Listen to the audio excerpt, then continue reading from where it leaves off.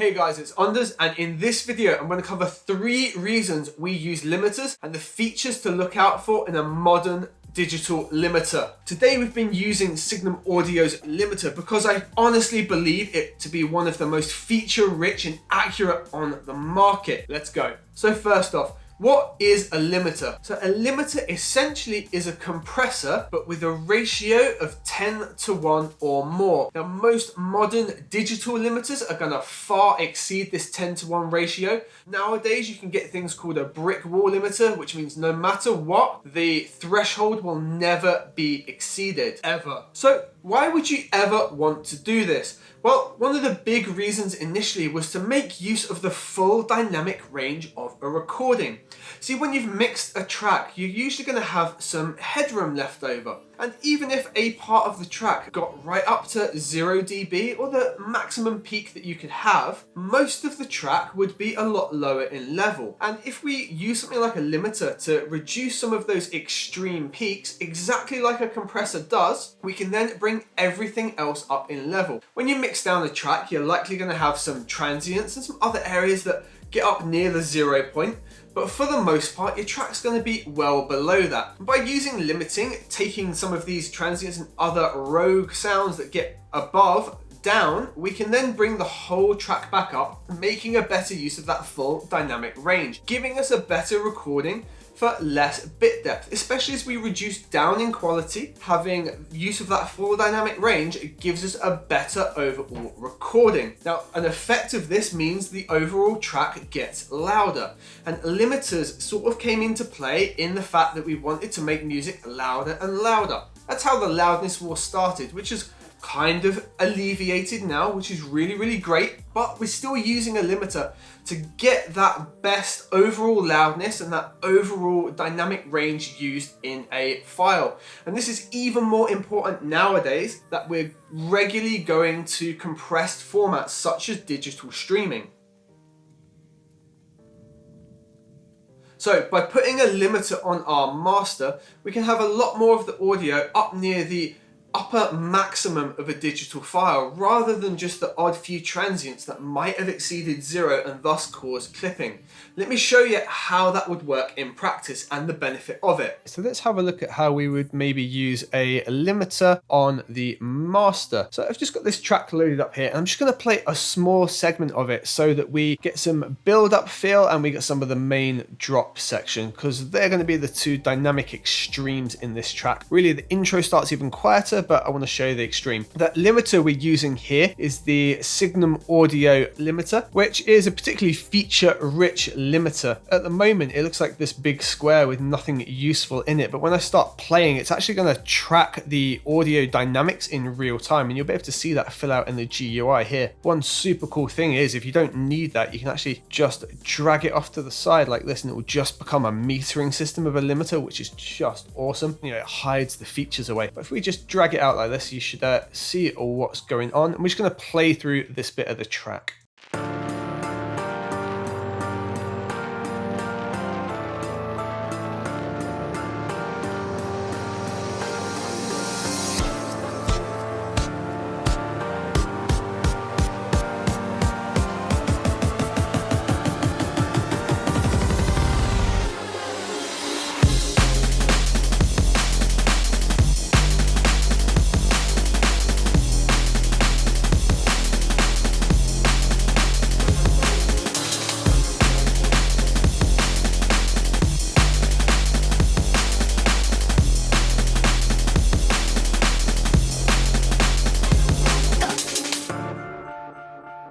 Cool. And so the reason I've done that is we've got a variation in dynamic for what was going on. We can extend this out here so we can see some more of it. Like, remember what I said before about if we had like a single peak that would maybe exceed, we'd lose all of that headroom. Well, we've got a peak here, and we can hover over it, and it's going to show us where it peaked as its true peak, minus 7.5 dB or thereabouts.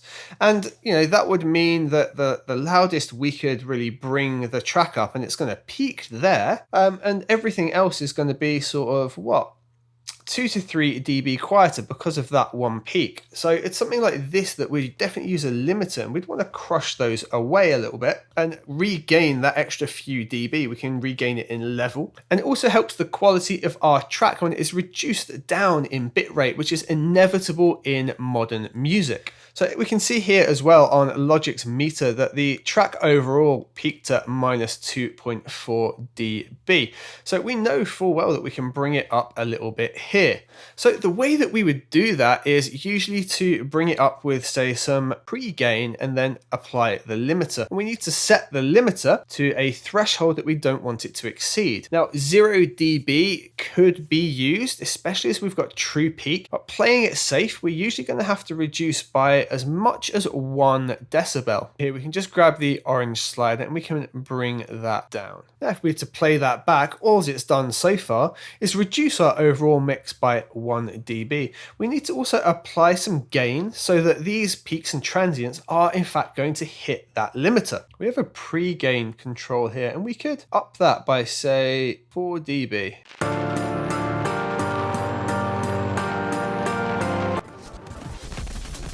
So we can now see that limiting has taken place, and we can see exactly what's gone on here in our post readout. This red interface that's appeared at the top here shows us exactly the transients that have been limited and by which curve that's happened. So much like with a compressor, there's a release curve, and you can have an automatic timed release in here, and we're going to look at that in a bit. Obvious thing is you would have seen all of the gain levels move up in the track here, because we've made everything considerably louder. We've upped it by 4 dB, but we've reduced it by 1 dB full scale. And as a result, our maximum peak in Logic was in fact minus 1 dBF full scale. Now, another way that we can apply our limiting in Brute that's quite nice is to hold shift and reduce the threshold. This will also give us pre-gain going in. So check this out. We'll just do it on the main drop section.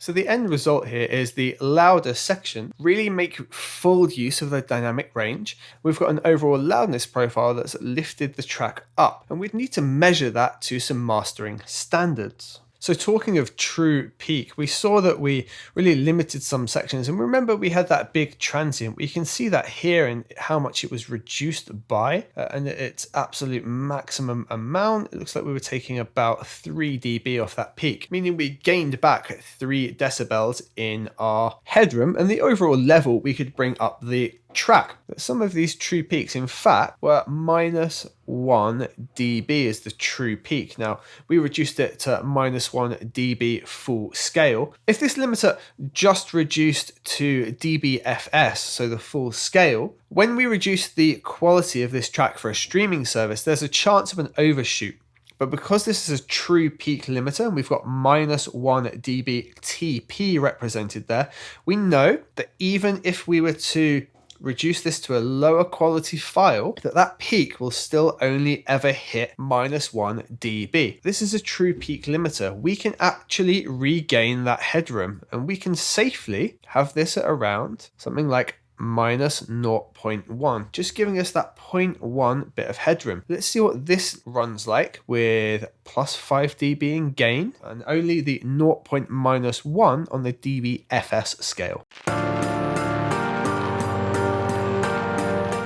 See, because of this true peak, we had to actually limit a lot less, but we've made use of our entire headroom and spectrum and achieved a much nicer result. Now, we just touched on true peak limiting there. This becomes really important when we go from our nice high quality WAV file, say we bounce for CD at 16-bit 44.1 kilohertz. When we go down to streaming, we're going as low as 128 kilobits per second, like MP3 quality. This essentially means there's a lot less data in that file. And if we have a sudden, very transient peak getting up near 0, in our 16-bit file, there's lots of data there to tell it exactly where to stop and not pass that curvature, so that it will sit at the threshold and it won't pass it. However, when we take some of that data away, my knuckle points here, for example, suddenly it's got the potential to just pop past that threshold because there's not the data there telling it to stop. Those are just called overshoots, and True Peak limiting alleviates that. So by using True Peak, we can go from our high quality format down to other formats and know safely that we're not going to have overshoots when we go to lower quality. So limiters are obviously really useful at that mastering stage where we just want to get the final mix up to the correct loudness, get the maximum performance out of it we can. But they're also really useful in a couple of situations in the mixing phase, especially on bass lines, especially in the genres of like dubstep and drum and bass. So let's dive in. I want to show you a couple of ways we can make use of a limiter in those situations. All right, so this is an alt edit of my track High Volume that I never used. I just want to show how I could use the limiter just to get the drums popping out a lot more than they currently do. So check this out. This is how it currently is.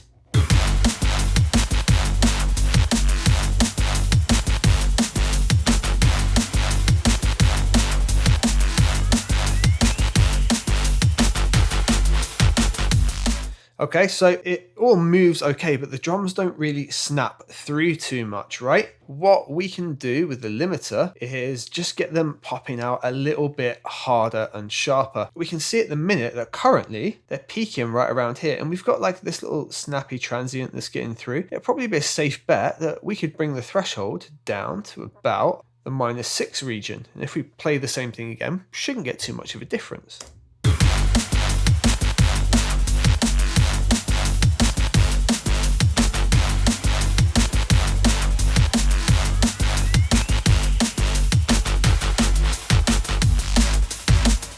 Right, safe to say it feels about the same, right? And the reason of that is all it's doing is taking away the extreme transients that are popping through. But what we can do now is, without adjusting the balance too much for the track, we can add an extra little bit of gain and still keep it at that -6 sort of range. We could use our pre-gain again, and we could just give it 1.5 dB. And it's still going to be peaking at -6 like it was before.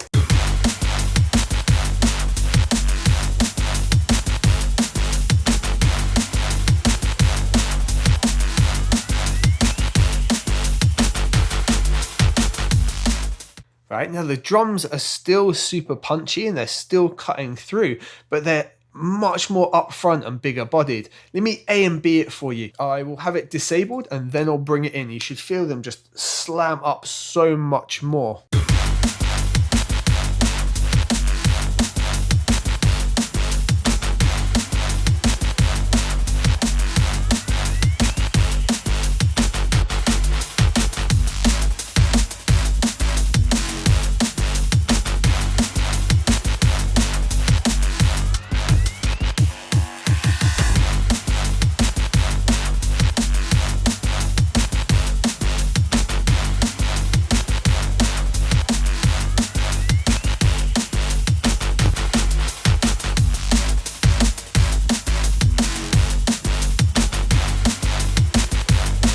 All right, and that's working well for us. It's definitely doing the job. And we don't really notice a change in the mix balance, which is what we're looking to achieve here. Now, there's some other cool things we can do because a Butte has some Butte features inside it. See what I did there? At the moment, it's set to transparent, which obviously gives us a transparent feeling in how the limiter works. We've also got linear, natural, smooth, and pumping, as well as the automatic release setting, timings within that release setting as well. We can actually set it manually. So something really transient, such as drums, could actually benefit from something really extreme like times 0.3, and we'd maybe even get away with pumping on the limiter. So let's try that out.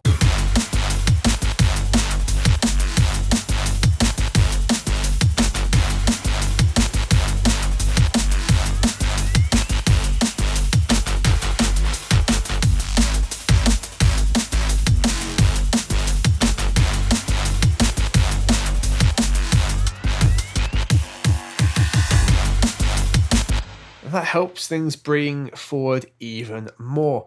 Now, the alt to this is we could also potentially do this on the bass line itself. So this is now on the bass for the track. which is essentially just that horrendously harsh reese line, this. So let's just play that back now and see what sort of settings we could do on that.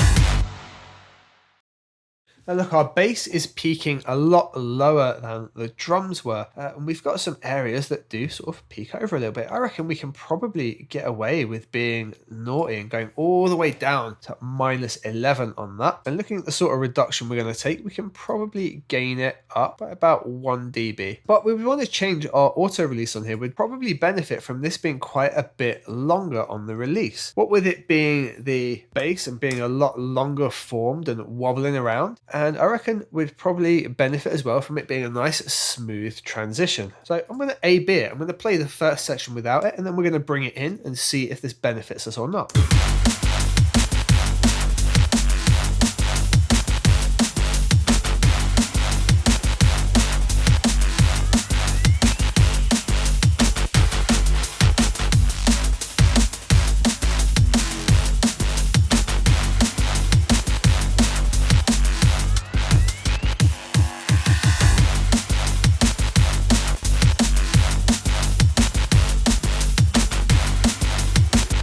So we've maybe gone a little too hard with it here. We'd dial it back to somewhere in this range, probably -9.5, listening to it.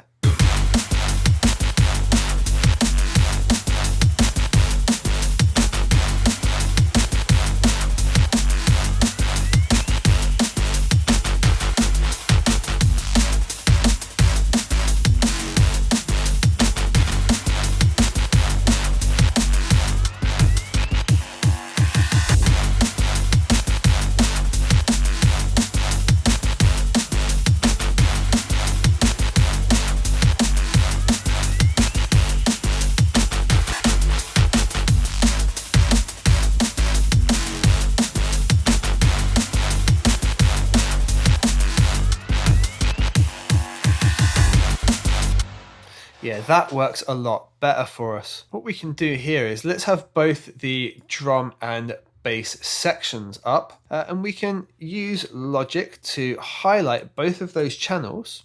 We should be able to disable and enable both of them at the same time. So this time I'm going to the first section without our limiters on, and then bring them into that second part, both at the same time.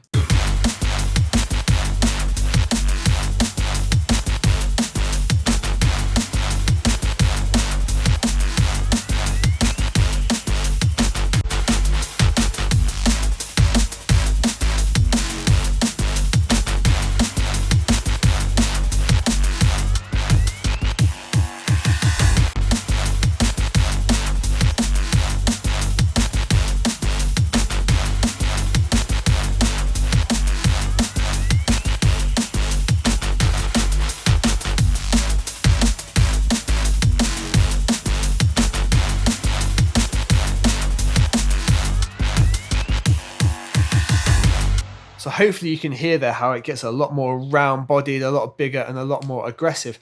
Yet on our main output, we're still rocking at -3.1. This is how we can get really big, loud, aggressive, heavy mixes without actually slamming it on the master straight in. And those are a couple of the ways that I really like to use limiters inside a MIP. And Butte makes it really useful because you can adjust that profile and the transients and the way it works with the particular piece of audio it's working on, rather than just looking to work on an overall master. So that's a breakdown of 3 ways that we can make use of limiters in our music production.